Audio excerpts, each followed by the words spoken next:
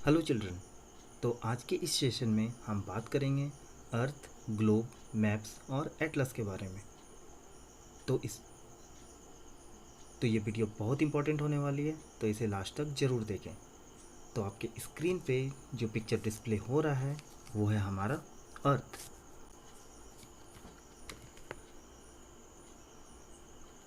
ये हमारा क्या है? अर्थ है। तो अर्थ का जो सबसे पहला सवाल आता है कि अर्थ का जो शेप है वो कैसा है।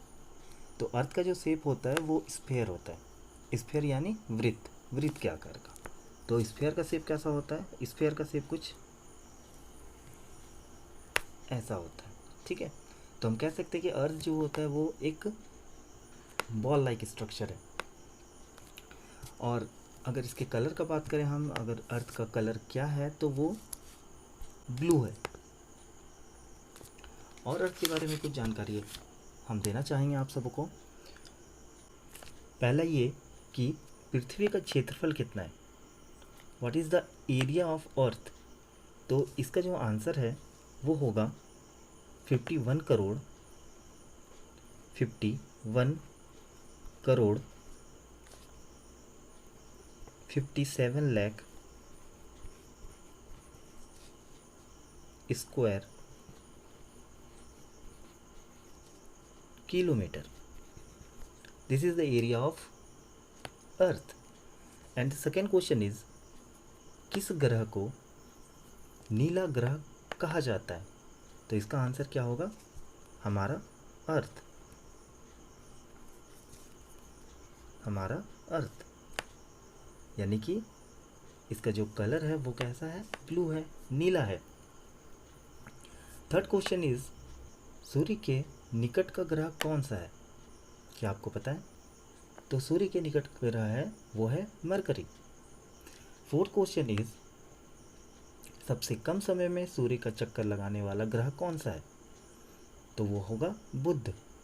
वो 88 डेज में वो पूरे एक सूर्य का चक्कर लगा लेता है। And the fifth question is, पृथ्वी के सबसे नज़दीक का तारा कौन है? तो ये हमारा अर्थ, और इसके सबसे जो नियरेस्ट स्टार है वो कौन है? तो वो है हमारा सन। तो सन क्या है? सन हमारा स्टार है। सन को क्या बोलेंगे? वो एक स्टार है ना। तो ये सब कुछ क्वेश्चन है। अब हम आते हैं आपके बुक में कि आपकी अर्थ के को लेके बुक आपका क्या कह रहा है। ठीक है। तो चलिए नेक्स्ट पेज पे आते हैं हम लोग। तो ये आपके बुक का एक पेज। तो जो चैप्टर का नाम है पहला वो है ग्लोब। क्या है? ग्लोब। दिख रहा होगा, ये आपका पहला चैप्टर है। और ग्लोब और मैप के बारे में आपको इसमें जानना है। ठीक है। तो पहला चीज़ जो दिया हुआ है इसमें, for a long time people believe that the earth was flat. बहुत समय तक लोगों को ऐसा लगता था कि पृथ्वी क्या है? गोल ना होकर फ्लैट है। Ferdinand Magellan proved by selling around the earth that the earth is round in shape. तो मैं आप लोगों को बताना चाहूँगा कि फर्डिनेंड मैगेलन कौन थे। क्या आप जानते हैं कि दुनिया का चक्कर लगाने वाला सबसे पहला व्यक्ति कौन था? तो इसका आंसर है फर्डिनेंड मैगेलन। यही थे जो दुनिया का सबसे पहले व्यक्ति थे जो पूरे दुनिया का चक्कर लगाया था। 1480 में इनका जन्म हुआ था, जो पहले यूरोपीय थे और जिन्होंने प्रशांत महासागर को पार किया था। 1519 में इन्होंने अपने दल के साथ स्पाइस द्वीप खोजने निकले। कई देशों से गुजरकर आखिर 3 साल के बाद उसी जगह ये क्या हुए? दोबारा लौट आए। यानी ये अपना जो शुरुआत किए थे यात्रा वो स्पेन से किए थे। 3 साल तक ये उसी प्रशांत महासागर में चक्कर लगाते रहे, कई देशों को पार करते हुए 3 साल तक वो यात्रा किए। और लास्टली फाइनली वो उसी जगह आ गए जहाँ से वो शुरुआत किए थे। यानी वो स्पेन से शुरू किए थे और लास्टली वो स्पेन में ही 3 साल के बाद आ गए। ये जो सफ़र था वो बहुत मुश्किल भरा था। जितने दल के साथ ये गए थे उसमें से बहुत सारे लोग की मृत्यु हुई और तकरीबन 18 लोग जो थे वो 3 साल के बाद स्पेन वापस आए। तो उन्होंने ये इस बात से कंक्लूज़न निकाला, उस यात्रा से उन्होंने ये कंक्लूज़न निकाला कि हमारा जो अर्थ है वो क्या है, राउंड है, यानी कि गोल है।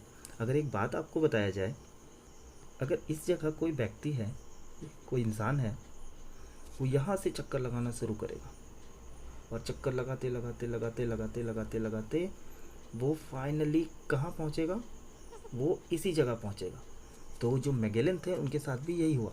उन्होंने एक प्रशांत महासागर का एक गोल सा चक्कर काटा और काटते काटते काटते वो फाइनली क्या हो गया, उसी जगह पहुंच गए। तो मैगेलन को लगा क्या कि मैं उसी जगह आ गया, इसका मतलब क्या हुआ कि हमारा जो अर्थ है वो क्या है, गोल है, स्फीयर है। ठीक है, तो वहीं से सबसे पहले मैगेलन ने ही इस बात को बताया क्या कि हमारा जो पृथ्वी है वो क्या है, गोल है।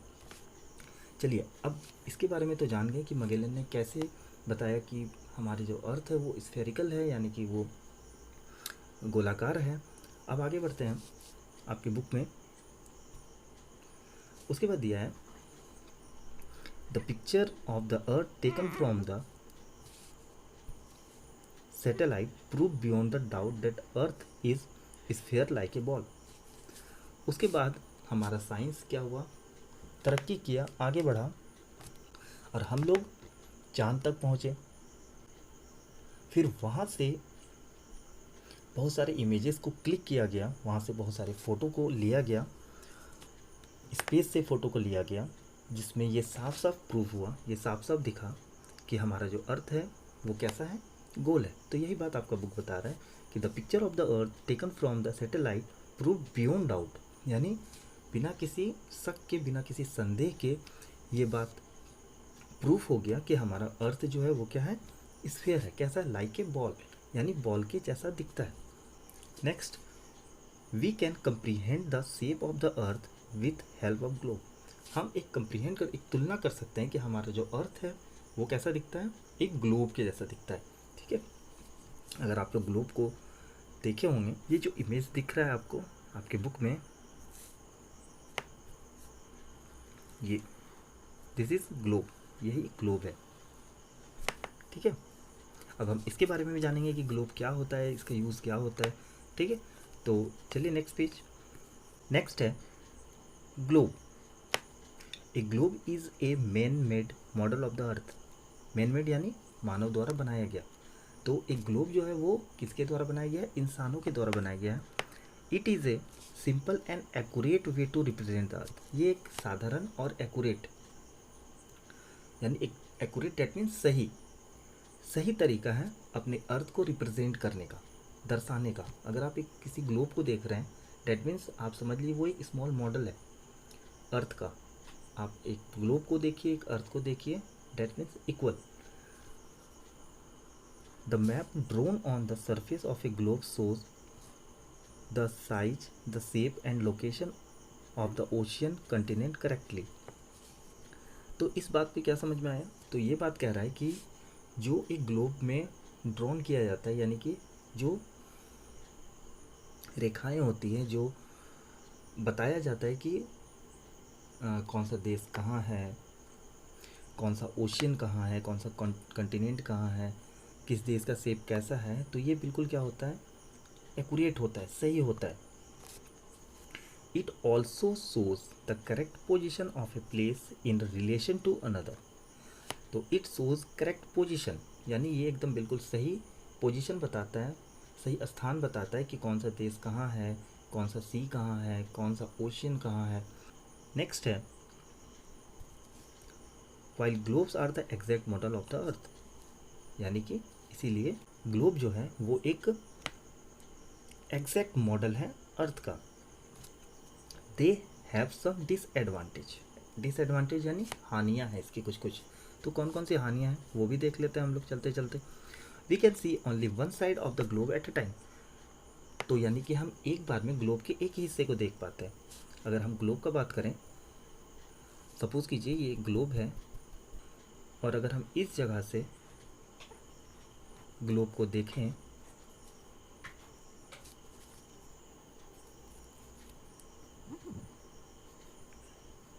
तो ग्लोब हमको आधा इतना दूर तक दिखेगा, यहाँ तक दिखेगा, इस इतना दूर तक हमको क्या होगा, ग्लोब दिखेगा। लेकिन इधर का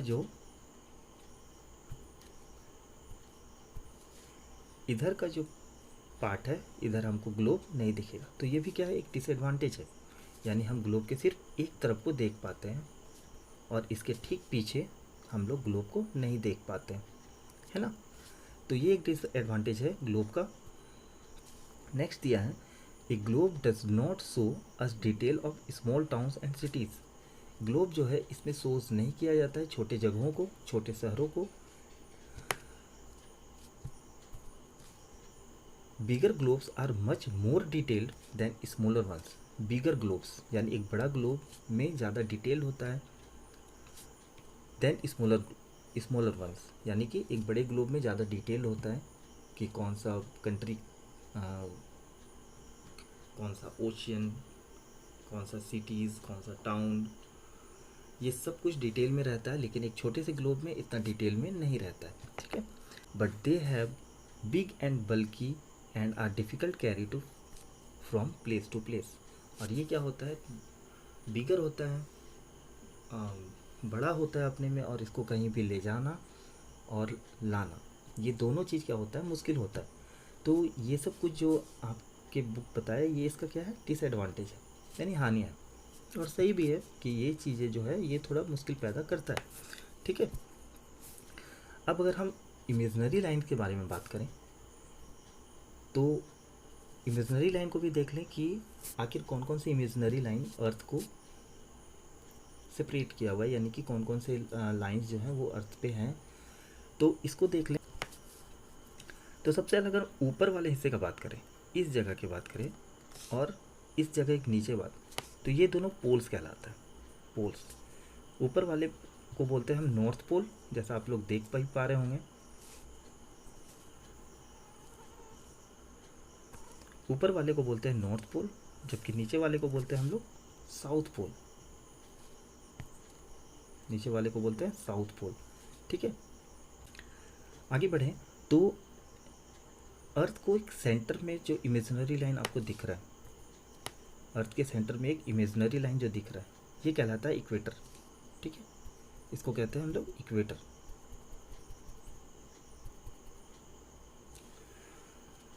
अब इस इक्वेटर के, ये इक्वेटर, इस इक्वेटर के ठीक ऊपर एक जो रेड लाइन आपको दिख रहा है, जो हम टिक आउट किए हैं वो देखिए, तो ये कहलाता है ट्रॉपिक ऑफ कैंसर। इसके ठीक अगर हम नीचे जाएं तो यहाँ पर भी आपको एक रेड लाइन दिख रहा है, ये कहलाता है ट्रॉपिक ऑफ कैप्रिकॉर्न। इसके ठीक एक लाइन नीचे में जो एकदम सबसे नीचे, इसको कहते हैं अंटार्कटिक सर्कल। एंड देन फिर ऊपर की ओर बढ़े हम तो यहाँ पर आपका आ जाता है आर्कटिक सर्कल, ये, ठीक है। अब इसके बारे में एक दो चीज़ और है जो आप लोग जान जाइए। ये जो इक्वेटर है ये अर्थ को दो बराबर भागों में डिवाइड करता है। तो इसका ऊपर वाला जो पार्ट है, ये ऊपर वाला पार्ट, ये ऊपर वाला जो पार्ट आपको दिख रहा है, ये कहलाता है नॉर्थर्न हेमिस्फीयर।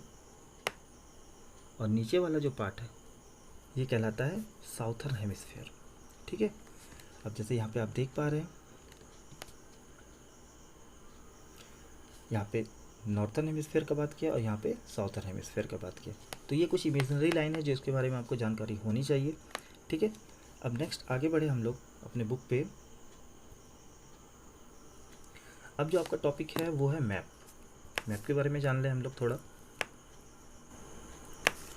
मैप को जानने से पहले यहाँ एक डायग्राम है, यहाँ एक पिक्चर है जिसको हम लोग देख लें। देखिए अर्थ के कुछ लेयर्स होते हैं, लेयर्स के बारे में भी जान लें हम लोग।